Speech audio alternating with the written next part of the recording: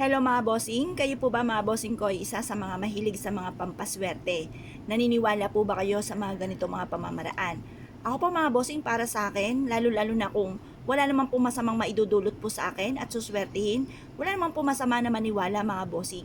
Subukan nyo po ang ganito mga pamamaraan kaysa naman po walang pinaniniwalaan at bahala na si Batman mga bossing. Nga po mga bossing, bukod po sa sipag at tiyaga, pananalig sa mahal na Panginoon, double time sa pagkayod mga bossing, ay mainam na meron tayong mga ganitong mga pamamaraan upang sa ganon ay magtuloy-tuloy ang pasok ng swerte. Minsan po ba mga bossing ko ay napapansin po ninyo na parang asipag-sipag naman po ninyo mga bossing, pero parang sa walat-wala ang inyo pong kasipagan.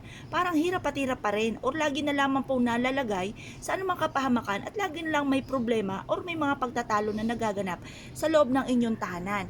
Kaya mas mainam mga bossing ko, instead po na yan po ihayaan lang po natin, subukan po natin ang ganitong mga pamamaraan. Halimbawa mga bossing, lagi na lamang po kayong talo sa tinatayaan ninyo. Isulat nyo po dito ang numero ng inyo pong tinatayaan. Halimbawa po mga bossing, ano po ba yung mga, kasi ako po ginagawa ko base sa aking mga nakikita. Halimbawa mga bossing, nakakita kayo ng isang tao na masayang masaya. Ang numerong ito mga bossing ko ay 25. 25 ang numerong yan. Pagkatapos, halimbawa nakakita ka ng buntes. Ang buntes ay 33. Yan. Or kaya po mga bossing ko, kayo po ay nakarinig ng nag-aaway, ang numero na nag-aaway ay 17. Or kaya po mga bossing ko, kayo po ay may nakasalubong or kaya pala traffic dahil meron pong dadalhin na sa sementeryo.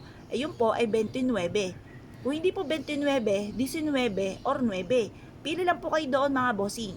Or kaya nakakita ka ng isang batang lalaki, yun po ay 7. Kung nakakita ka mga bossing ko ng matandang lalaki, yun po ay G's. Ngayon, ilan na po ito? 1, 2, 3, 4, 5, 6. 6 na po ito mga bossing. Tapos sabihin nyo po dito, mananalo ako ng jackpot. Ganun po mga bossing ang inyo pong gagawin.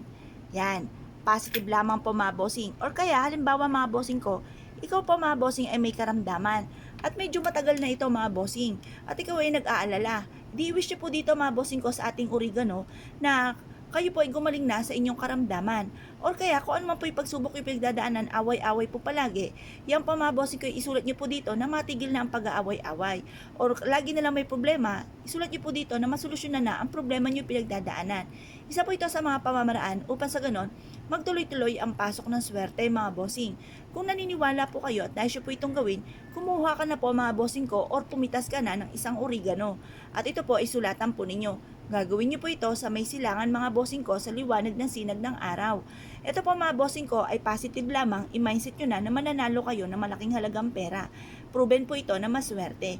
Ngayon po mga bossing ko kayo pinaniniwala sa mga gatong mga pamamaraan, huwag na po kayo magpatumpik-tumpik pa. Subukan nyo na po ito mga bossing at malaking tulong po ito. Mapapasin ninyo lagi kayo i-aadya ko sa lagi kayo ay suswertihin.